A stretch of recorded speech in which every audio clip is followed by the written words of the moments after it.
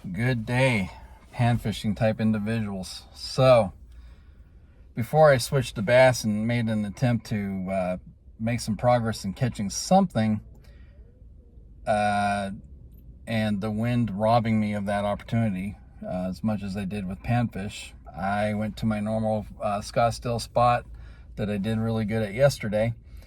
It started off not too bad. I had gone to Vista del Camino first to bred for some carp. They just weren't having it this morning.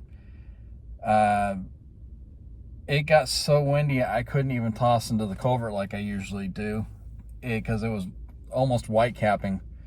And it was kind of a unique experience because my panfish rod is so light. It's a two-piece, two-weight fly rod blink, basically made into a Tennessee grip panfish rod.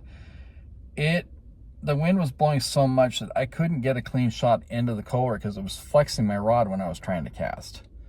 But that aside, I did get one decent one before it got too windy. And I was getting hits, but I was missing them because I couldn't discern between the line twitching and the wind. So I know I had opportunities there. I just missed them. I wanted to talk a minute about brush pile fish attractant. Now, my dad used this stuff back in the 80s when he took me to Pleasant and Roosevelt a lot when we crappie and white bass fished. It's still just as good. It is a family recipe. It is a brand that has been in the same family the entire time, and you can now get it online fairly easily. It does not take a lot of this stuff. It fucking stinks. It's like if you took a dried piece of salmon and wiped it across the most yeasty crotch you could ever find in your lifetime. It stinks. But God, does it pull fucking hits. So I'm definitely going to be keeping it in my my pocket when I'm crappieing, whether I'm on a boat or shoreline, because it's phenomenal stuff. It's actually better than the shad stick, believe it or not. When I swear by the shad stick, this stuff gets way more instant hits and violent ones. So I fully endorse it. Also, speaking on Dean Iaconelli's bobbers. Dean, I used a couple of them today for the breeding for the carp. I did get one carp, but I will tell you what, so what I ended up doing, Dean, is one rod I ran it as a true slip bobber,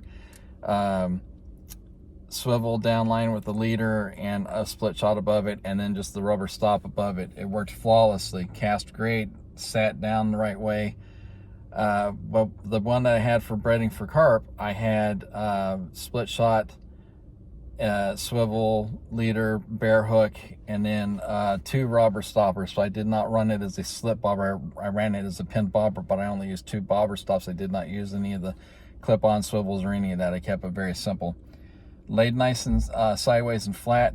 The second anything on the surface did anything, it was indicated. It was a great bobber. It was one of the one with the longer chartreuse tip to it. So fantastic, dude. I will definitely speak highly of your bobbers and recommend them. I would tell anybody that is watching this video, if you happen to talk to Dean Iaconelli, is on Facebook, let him know what type of float you're looking for. He does European style floats, but you can use them as slip bobbers or pinned bobbers or floats.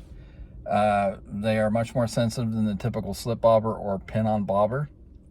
They are much more natural, so they can be kind of hard to see in really windy conditions. The only problem I had, and that's more, I think, my eyesight than anything else. But yeah, brush pile attractant, good God, does it work? And Dean Iaconelli's bobbers are phenomenal.